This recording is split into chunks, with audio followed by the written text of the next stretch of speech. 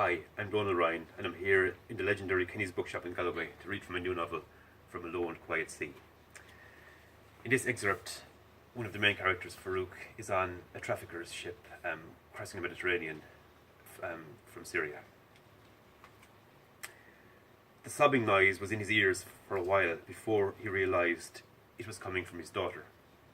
His wife had been speaking to her in a low voice, a story about a girl who'd been taken prisoner by a king who wanted to marry her.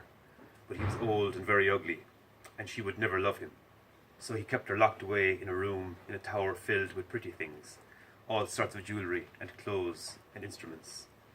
And performers and clowns and storytellers were sent every day to amuse her, but she spent her days sitting by a window, feeding a tiny bird that landed on the sill, and whispering to the bird.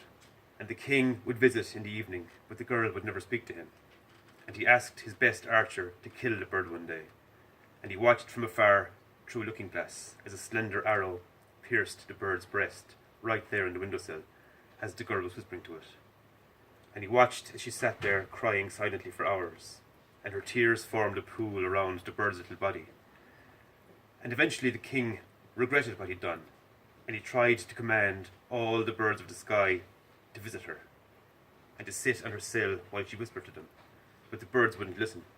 They wouldn't even stay still while he shouted at the sky and the trees, and the king's rage flooded through him and drove him insane.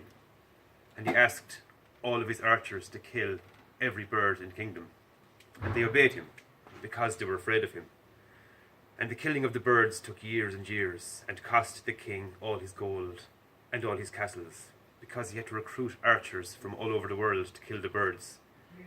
But eventually the skies of the kingdom were empty, and birdsong was never heard again.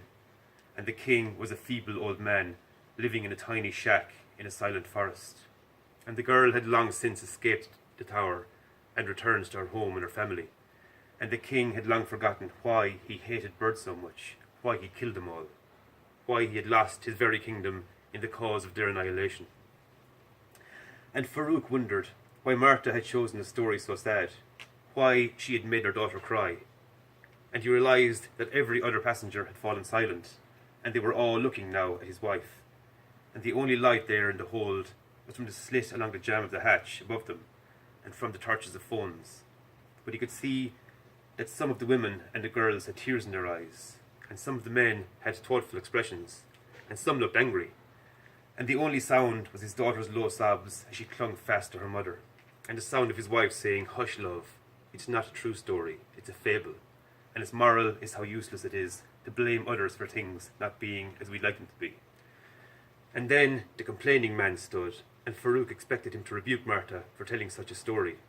And he prepared himself to defend his wife, to cut the man down to size, to tell him to be quiet and keep his whining to himself, that he should be ashamed of himself for taking so to heart a story told by a woman to her child. But the man just said, "The life jackets. We gave them to that boy because he said they'd be replaced. Come on, my friends, we have to see the captain and the crew. We can't just sit here in the dark like fools." And another voice behind him said, "There are no life jackets on this boat. There is no captain. There is no crew. There's no one on this boat but us."